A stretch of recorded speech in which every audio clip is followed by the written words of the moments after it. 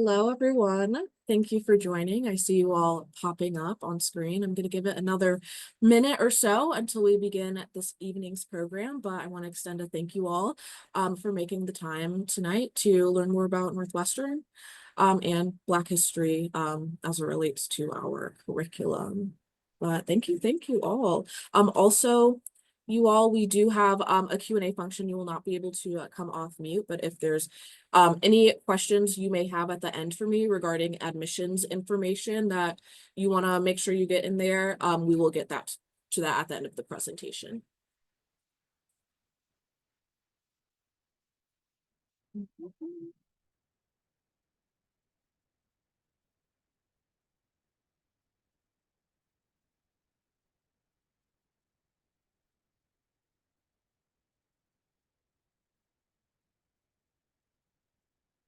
Okay, I think this is a good number to get started. So again, thank you everyone for joining us. My name is Julia Wallace. I'm an assistant director of admission here at Northwestern University. I recruit from the Chicagoland, Illinois area. So hello, if that's anyone here joining us today, you may have seen me at your high school. I'm working my third year in the admissions office, and I'm the director of our Black Student Ambassador program, on top of being a Medill alum, class of 22. So if any potential Medill students are joining us today, go Medill, go Cats, we're happy to have you. We're really happy to have this Black History Month programming coming to you.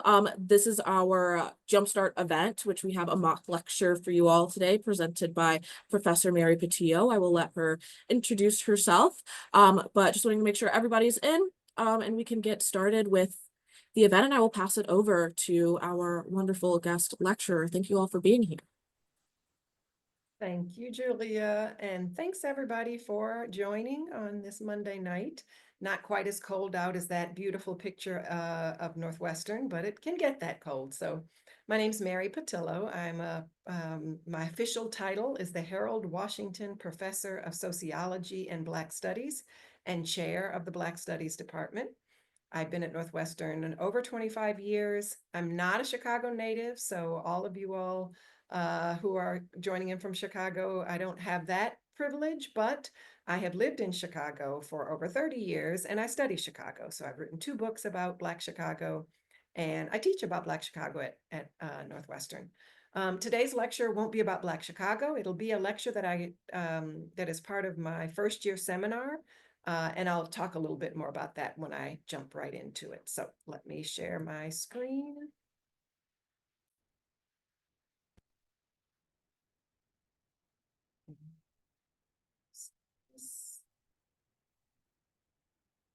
Okay, so I teach a class called A Dark Rock Surged Upon, Navigating Race, Class, and Gender in College. And it is based on a quote from the writer Zora Neale Hurston, who I'm going to introduce to you today. And that's a picture of Zora Neale Hurston in her graduating class from Barnard College, which is the women's college, which is part of Columbia University in New York. And I find this so interesting. She's obviously the only Black woman, and she's even partially obscured by this tree. Just her marginalization and her sense of being a dark rock surged upon is illustrated in this picture. So let me say a little bit more about that quote. Hurston wrote, so Zora Neale Hurston was born in 1891. She died in 1960, and she wrote about her time at Barnard, quote, "Among the 1,000 white persons, I am a dark rock surged upon, overcome by a creamy sea. I am surged upon and overswept, but through it all, I remain myself." So this is the course description for this course that I teach, and I write, even though she was writing nearly 100 years ago, Hurston is still an awesome guide as you navigate issues of race, class, gender, and academic belonging at Northwestern. The goal of any first-year seminar, these are classes that all Weinberg College's students have to take, and in some of the other schools, they have something similar. So the goal of the class is to give you tools to manage the surges of college while maintaining yourself, as Hurston did, even as you also change. And so in this course, we explore the topics of privilege, politics, love, friendship, curiosity, perseverance, work, and community. And we read Zora Neale Hurston's work to use that for our reflections, our analysis, and our writing. So this is the kind of lecture, this is the lecture I give on the first day of class so that students know what we're going to be doing in this class. So we start with our learning goals. These are the learning goals for all college seminars in Weinberg College. Again, your first quarter of your first year. It's an attempt to kind of onboard you to college. So we set and evaluate academic goals. We learn how to communicate effectively, both orally and in writing. We learn how to study effectively, how to think critically, how to understand the standards of academic integrity, and how to know when to ask for help. These are the general learning goals of college seminars. For my particular seminar, using Zora Neale Hurston to navigate race, class, and gender, we want to identify and express areas of strength and areas for improvement. We want to discern life lessons and tips from literature and other kinds of creative writing. We want to obviously navigate issues of race, gender, class, and more at Northwestern and beyond. And finally, we want to use Hurston for her many nuggets of reinforcement, her encouragements, her swagger as the students learn throughout the course of the quarter. And then how are students evaluated? This is not a normal college class where there's a midterm and a final and maybe a paper that's 10 pages long. No, we have small assignments, short assignments that are again aimed to onboard you to college, to improve your college experience, to recognize that there is a transition from high school to college, and these are some things that might help you in that transition. So we do a plan activity where students do a PowerPoint or some kind of presentation on something that's not working in your first 2 weeks of college and what you're going to do to improve. We do a talk back, and this is a stand-up monologue that is based on or inspired by an essay from Zora Neale Hurston, which she entitled in the 1920s, How It Feels to Be Colored Me. So in the 1920s, the term colored was a term that Black people used to refer to themselves. And she was writing about how it felt to be colored her, how it felt to be a Black woman or a Black person.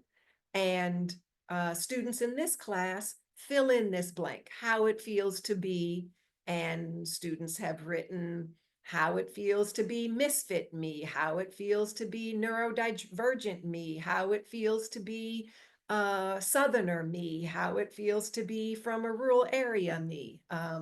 So this is a way to feel yourself in a new environment and to talk about it. We do a find activity where students have to do some archival research. This is to get you used to doing research on campus. We have a writing component where you take a passage from Hurston and you elaborate it and analyze it. And then finally, we have a creative program component. So Zora Neale Hurston's most famous novel is called Their Eyes Were Watching God. And there is a line in the book that gives us that title. It's in the middle of a hurricane in Florida. And she writes, they seemed to be staring at the dark, but their eyes were watching God. And so students need to, the assignment is to create something that is inspired by this passage and what's going on in the book at that time. And I've had students paint. I had a student play a violin solo and record it for me. I had a student knit a cap in response to this, all kinds of creative responses to this one quote. All right, now let me give you a little bit about who Zora Neale Hurston was. Again, born in 1891, died in 1960. Eatonville is often where people say Zora Neale Hurston is from, but I'll talk a little bit about that. I'm going to talk about Zora Neale Hurston's use of language, the importance of region in Hurston's biography, the era that Hurston was writing in, and then the Harlem Renaissance. I might not get through all of that in my time, but we'll see how far we get. So first, Zora Neale Hurston, born again in 1891, not in 1901. Zora Neale Hurston lied about her age for her whole life. She did not enter college until she was 30, but they thought she was 20. As you see, that's 10 years difference between 1891 and 1901. She told them she was born in 1901. She was actually 30 years old, so she was staying young. She was born in Notasulga, Alabama, not in Eatonville, Florida. She is very much connected to Eatonville, which I'll talk about, and that's part of her own biographical fiction. But she was actually born in Notasulga.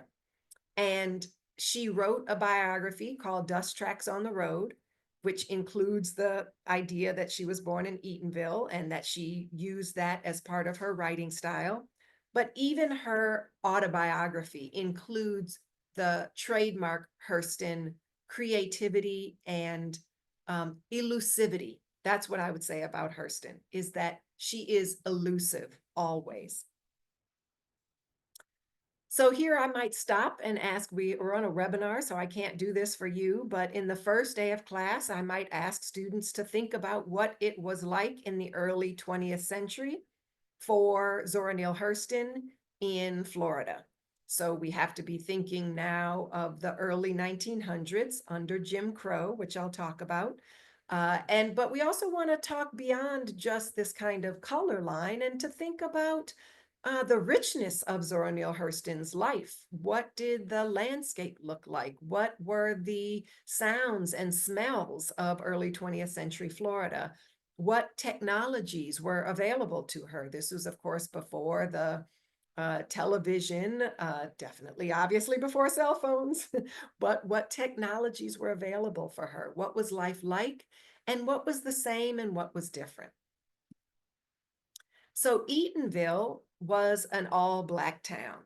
And there were many all-Black towns across the country. Here is one example from another part of Florida called Fort Mose, which was ostensibly America's first legally sanctioned free Black settlement. But Eatonville and the others that I'll talk about, many of them make that claim of being America's first all Black town, places basically where Black people were looking to escape the strictures of Jim Crow in the South or the discrimination in the North and set up places where they could thrive. There were Black towns in Illinois. So even though Illinois was a free state, meaning there was not slavery in Illinois, it was still perilous, especially if you were near the border with Missouri.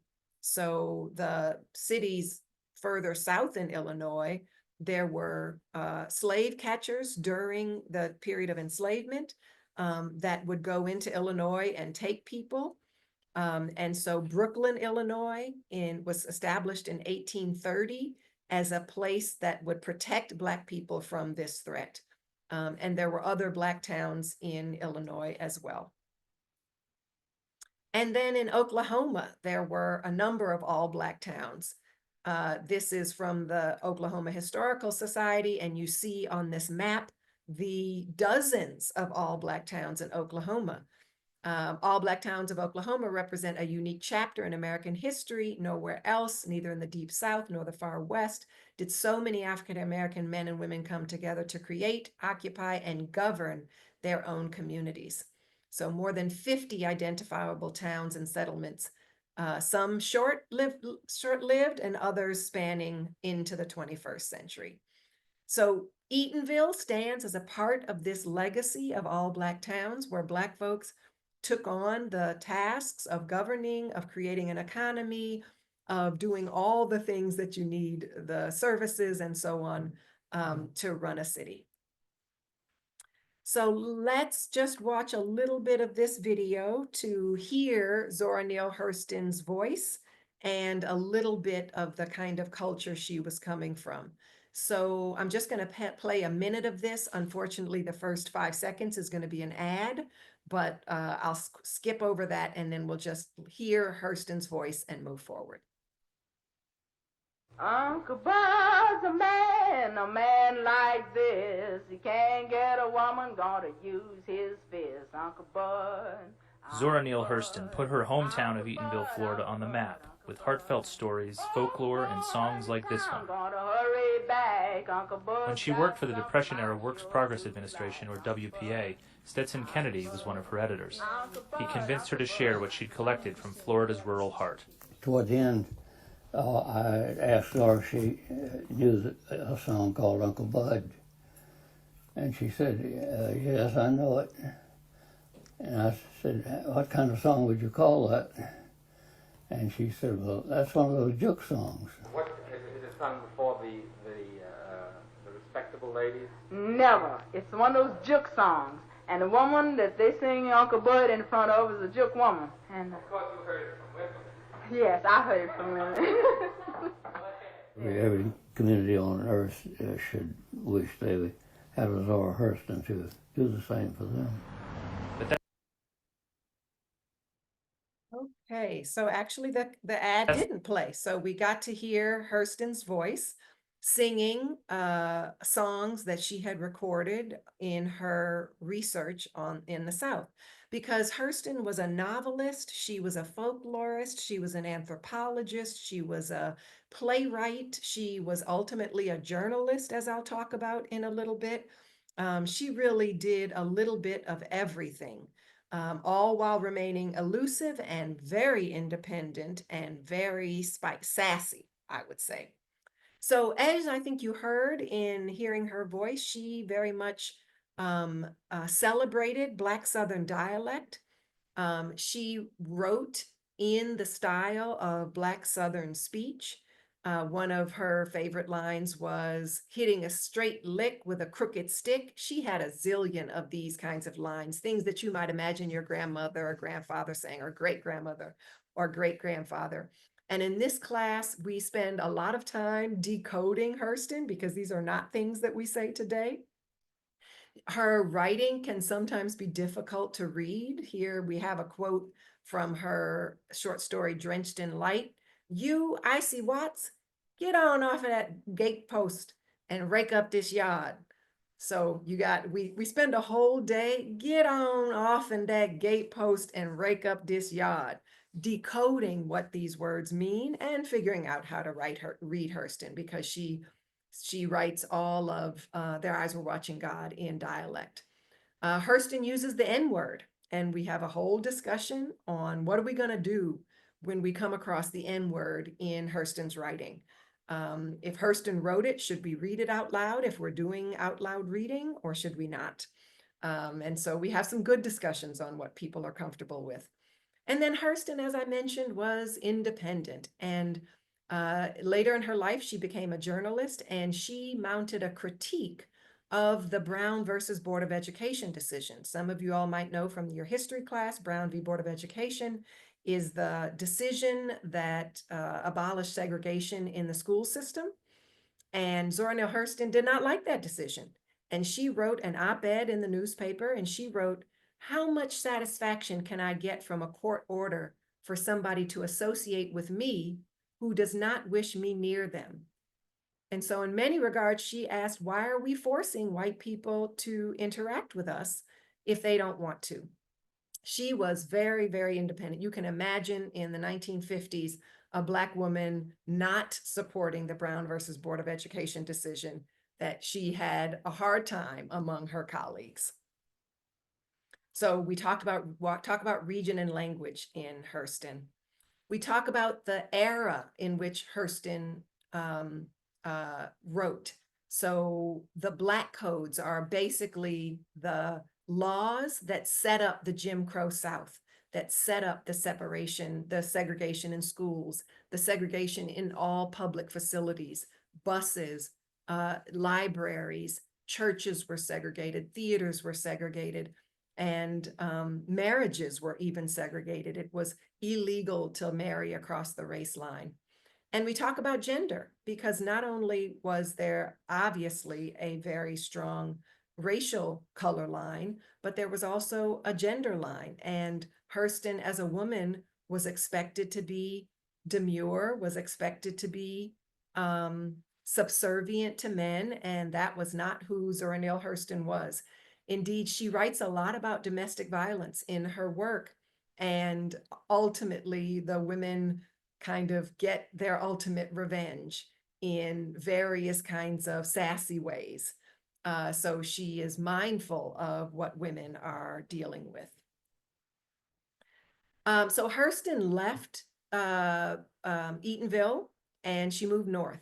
First, she moved to Washington, D.C. First, she attended Morgan School, which was a high school. Then she attended Howard University for 2 years. And then she went on to Barnard College and graduated from Barnard. And that's the picture that you saw to begin with. And it was in New York where she became a part of the Harlem Renaissance. Again, I'm just going to play a little minute of a clip to introduce you to the Harlem Renaissance if you're not familiar. The Harlem Renaissance is one of the most iconic cultural periods in African American history. Throughout the decade of the 1920s, Black writing, art, and music flourished, ushering in a cultural revolution that rocked the United States. One of the most important factors that accounted for the rise of what we know of as the Harlem Renaissance is the migration of Black peoples from the South to urban centers like Harlem. The Jim Crow era began after Reconstruction, and every Southern African American had to think about, what should we do? Should we go or should we stay? For many of these people, it was a matter of life and death, literally. Sometimes in the most repressive times, we create the most extraordinary art. Okay, so Amidst the Harlem Renaissance was about what Elaine Locke called the new Negro. This was the person moving from the South to the North. The new Negro was urban. The new Negro was into the arts. The new Negro worked across media. So the new Negro wrote and painted and danced and did music and did poetry. So Langston Hughes is a famous name in the Harlem Renaissance, along with Zora Neale Hurston. And interestingly, the new Negro was also respectable. And we have a long conversation in this class about the class politics of the Harlem Renaissance and the way in which Zora Neale Hurston, as a proud Southerner and as someone who wanted to preserve and promote Black Southern culture, very much pushed against this idea of respectability, that we should not speak in Black English, we should not write Black Southern dialect. She pushed against that in all of her work. So I will stop there in the class. I would ask, how can Hurston in the 1920s speak to us in the 2020s? Because that's, of course, when we're teaching the class. And as students see throughout the class, Hurston was going to Barnard, going to Howard, and was dealing with so many of the things that we deal with, that our students deal with in entering Northwestern. So it's kind of both interesting and scary to know that 100 years separates the incoming students of Northwestern today. And in some regards, Hurston's struggles to integrate into college and then to start her career are similar to what young people are doing today. So I will stop there. And I think I have maybe 5 minutes for questions before I have to pop off, and then Great, and then fantastic. Julia can do any questions about admissions. Yes. Okay. If you have any questions for Professor Pattillo before she has to get going, you can put that in the Q&A function and I will look at it. Well, I Okay, can we have see a them great too, question. Julia. Yeah, I can see them too. You want me to just go with that first one?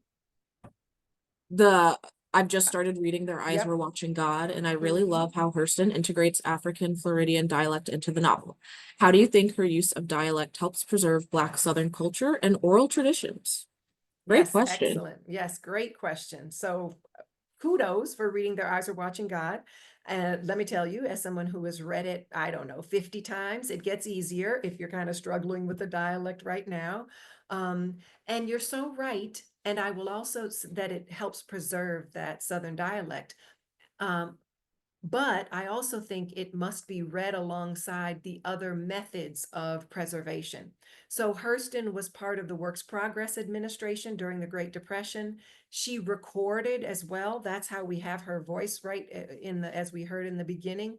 So her novelistic representations of Black dialect are part of the preservation, but her archival, her recordings, her field notes, which we have some of left, are another part of that repository.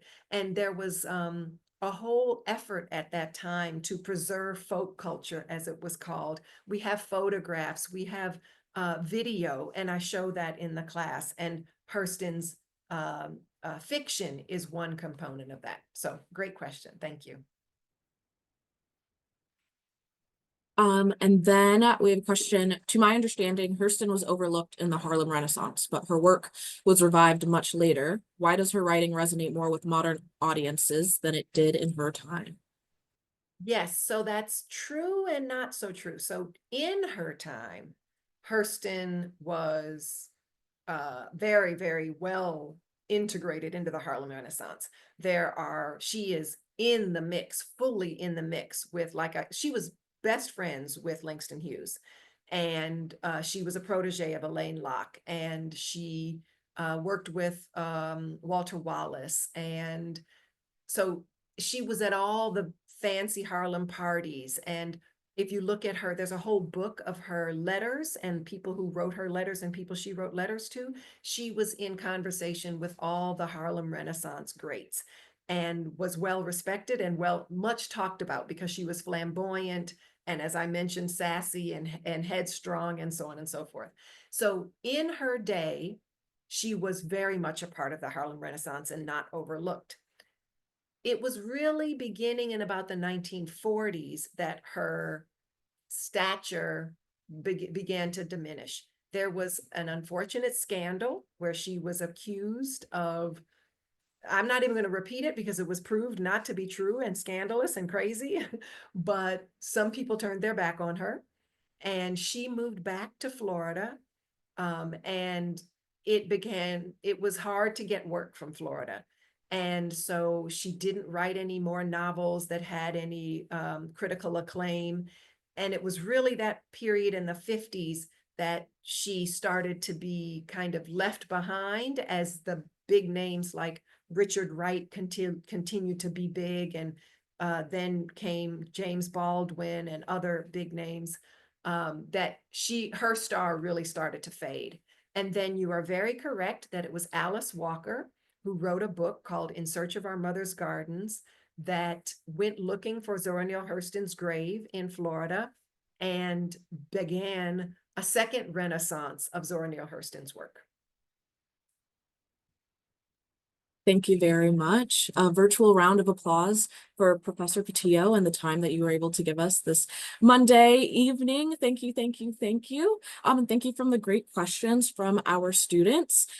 This is the end of our scheduled program, but if there's any lingering questions, maybe about admissions, I can stay on for a few minutes to answer those. Thank you. Virtual round of applause. And we can wish Professor Pattillo a great rest of her evening. Thank you for your time. Yes, thank you all. Good luck in your college applications. And I've been at Northwestern 25 years. So even though I didn't go to Northwestern undergrad, I will say go Cats.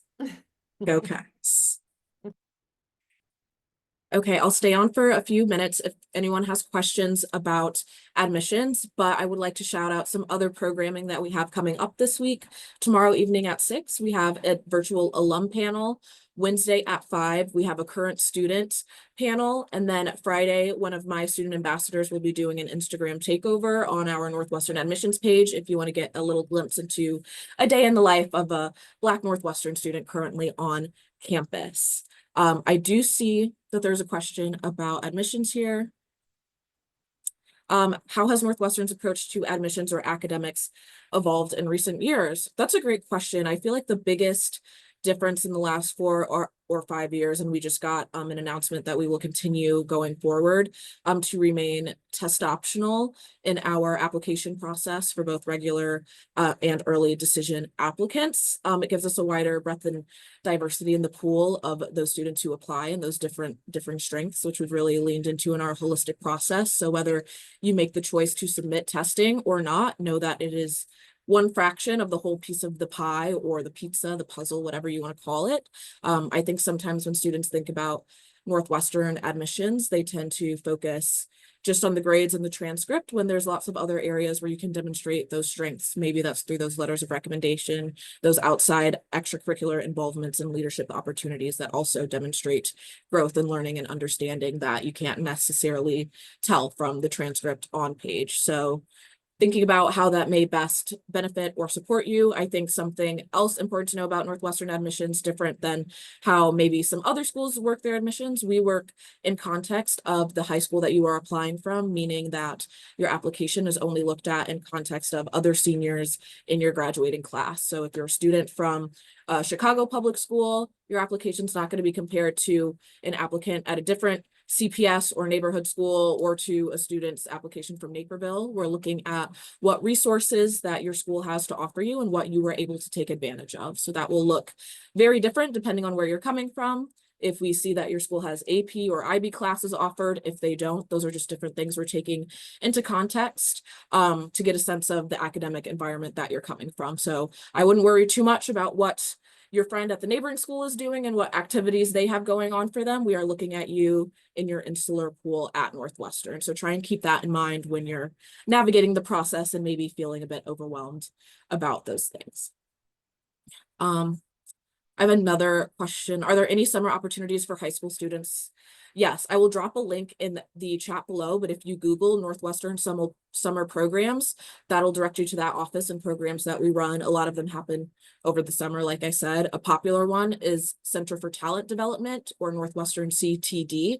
If you look that up, that's a program that happens on campus. You can choose to commute to campus or stay on campus if you live nearby. And we also have specific programming for students interested in our musical theater certificate and Medill journalism school.